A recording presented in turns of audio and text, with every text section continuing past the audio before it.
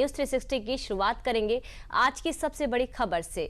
भारत पर जो 50% टैरिफ आज से लागू हुआ है, उसका असर कितना है, इस सवाल का जवाब हमारी पहली रिपोर्ट में देखिए। कोई बात नहीं है, जब एक रास्ता बंद होता है और पानी का फोर्स बहुत ज्यादा होता है तो दूसरा रास्ता अपने आप खुलता है। हम एक बड़े कंज्यूमर स्टेट के साथ साथ मैन्युफैक्चरिंग स्टेट भी बनते जा रहे हैं। भारत सेल्फ रिलायंट है, भारत आगे बढ़ रहा है। अमेरिका का दबाव भारत पे काम नहीं करेगा।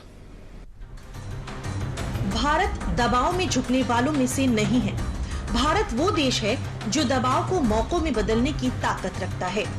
दरअसल बुधवार से भारत के खिलाफ ट्रंप का 50% टैरिफ लागू हो गया है। ट्रंप के इस टैरिफ एक्शन का असर भारत पर जरूर पड़ेगा। एक्सपोर्ट पर दबाव भी बढ़ेगा, कई सेक्टर्स में ऑर्डर्स भी कम होंगी, लेकिन भारत के पास इसका पुख्ता इलाज भी है। आज भारत सिर्फ एक बाजार नहीं बल्कि एक स्ट्रेटेजिक पावर है जो चुनौतियों को अवसर में बदलना अच्छे से जानता है। अब अमेरिका की इस चाल के जवाब में भारत का दमदार प्रहार क्या हो सकता है, ये आपको बताएंगे।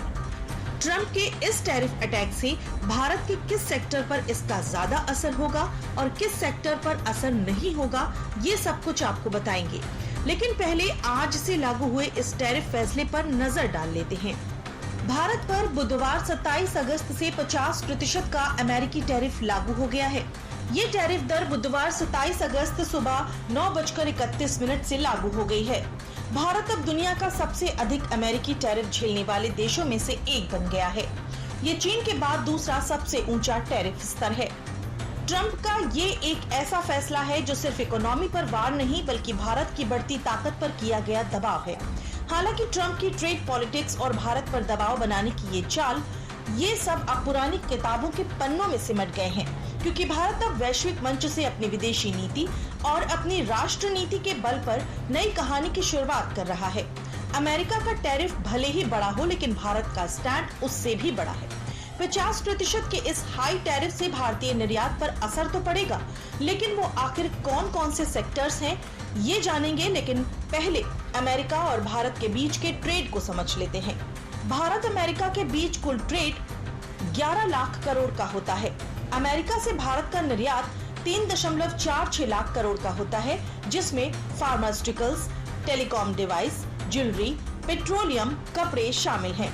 वहीं भारत से अमेरिका का निर्यात 7.35 लाख करोड़ का होता है, जिसमें कच्चा तेल, पेट्रोलियम, कोयला, हीरे, विमान, अंतरिक्ष यान के पुर्जे शामिल हैं। भारतीय सामानों के लिए अमेरिका सबसे बड़ा बाजार है, इसलिए 50% के इस हाई टैरिफ से भारतीय निर्यात पर कौन कौन से सेक्टर्स प्रभावित होंगे, अब आप ये समझिए। अमेरिका और भारत के बीच सबसे ज्यादा नए टैरिफ से 50% भारतीय कपड़ों की कीमत बढ़ सकती है। कपड़ों की मांग में 20 से 25% की कमी संभव है। इसके साथ ही डायमंड ज्वेलरी पर भी इसका असर देखने को मिलेगा। टैरिफ बढ़ोतरी से $7 बिलियन लगभग 61,000 करोड़ रुपए के सालाना ऑटो पार्ट्स निर्यात में से 30,000 करोड़ का निर्यात प्रभावित हो सकता है। वहीं कृषि, सी फूड, हैंडीक्राफ्ट भी प्रभावित होंगे। दरअसल भारत के घरेलू वैल्यू एडेड निर्यात का लगभग 1.1% हिस्सा अमेरिकी बाजार पर निर्भर है। इनमें सबसे ज्यादा असर टेक्सटाइल और मशीनरी सेक्टर पर पड़ेगा, क्योंकि इन क्षेत्रों में वैल्यू एड और श्रम आधारित उत्पादन दोनों ही अधिक होते हैं। लेकिन ट्रंप के इस टैरिफ एक्शन से ऐसे भी सेक्टर्स हैं जिस पर इसका कोई असर नहीं होगा। ट्रंप के टैरिफ से भारत के फार्मास्यूटिकल्स, इलेक्ट्रॉनिक्स और पेट्रोलियम उत्पाद पर असर नहीं पड़ेगा। फार्मास्यूटिकल्स, इलेक्ट्रॉनिक्स और पेट्रोलियम के ये सेक्टर्स अमेरिका को भारत के कुल निर्यात का 30% हैं। ये सभी सेक्टर्स टैरिफ फ्री हैं, इसलिए टैरिफ का कोई असर नहीं पड़ेगा। इस टैरिफ से सर्विसेज के एक्सपोर्ट पर भी कोई असर नहीं पड़ा है।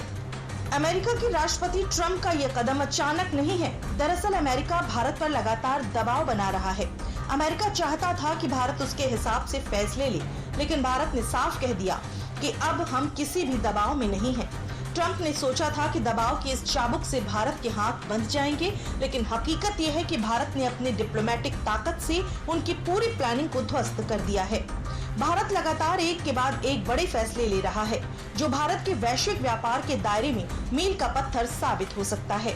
सरकार अमेरिका पर निर्भरता कम करने के लिए यूरोप, रूस और कई अन्य देशों से व्यापार बढ़ा रहा है।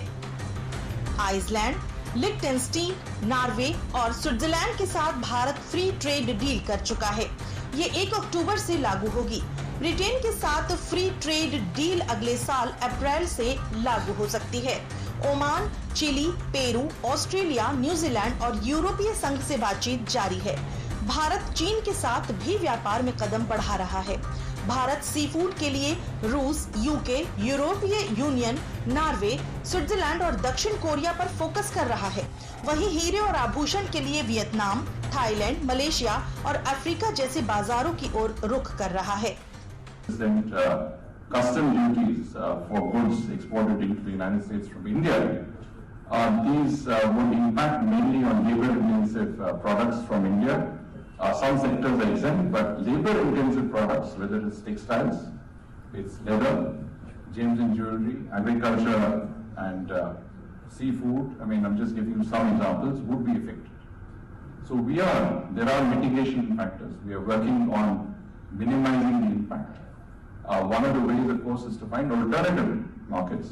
We are looking, we have free trade agreements with Australia, UAE, UK, the EFTA countries. We are close to concluding a free trade agreement with the European Union.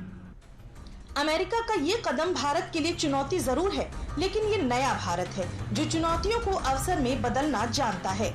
Trump ने सोचा था कि 50% टैरिफ लगाकर भारत को झुका देंगे, लेकिन भारत का इरादा दुनिया को भी बता रहा है कि हम किसी के दबाव में नहीं है। भारत अपने दम पर फैसला लेने वाला देश है। भारत सिर्फ एक मार्केट ही नहीं, बल्कि वैश्विक रणनीति का सेंटर भी बन गया है। We feel these tariffs are totally unjustified and they're unfair because the reasons that have been given to us, those same causes, those same reasons apply to many other countries, but the tariffs have been selectively imposed on us. So that's why I say they are unreasonable, unjustified and unfair.